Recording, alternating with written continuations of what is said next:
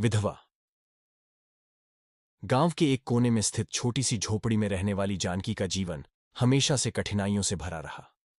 15 साल पहले उसकी शादी बड़े धूमधाम से रामलाल के साथ हुई थी। वह अपने पति के साथ गांव की सादी और सादा जिंदगी जी रही थी। मगर एक दिन अचानक रामलाल की दुर्घटना में मृत्यु हो गई। जानकी के जीवन का सारा रंग उसी दिन खो गया। वह अब विधवा थी। समाज की नजरों में उसकी पहचान केवल एक विधवा तक सीमित हो गई थी। गांव के लोग उसे सहानुभूति देने के बजाय उससे दूरी बनाने लगे। उसके साज सिंगार, उसके रंगीन कपड़े पहनने पर भी समाज ने पाबंदी लगा दी।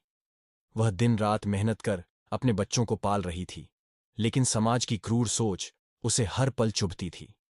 एक दिन गांव में एक त्योहार मनाया जा रहा था।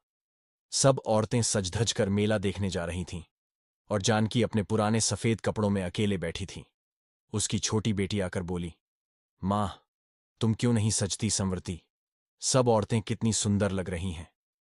जानकी का दिल भर आया, पर वह कुछ नहीं कह पाई। अगले दिन जब जानकी अपनी झोपड़ी के बाहर बैठी थी, गांव की औरतें उसके पास आईं और उसे ताने मारने लगीं। अब तुम्हारे लिए ये सब नहीं है। विधवाओं को सजना संवरना शोभा नहीं देता। जानकी ने आंसू पोंछते हुए कहा, क्या मेरे सपने, मेरे जीवन का रंग मेरे साथ ही मर गया? यह सवाल सुनकर सभी चुप हो गईं।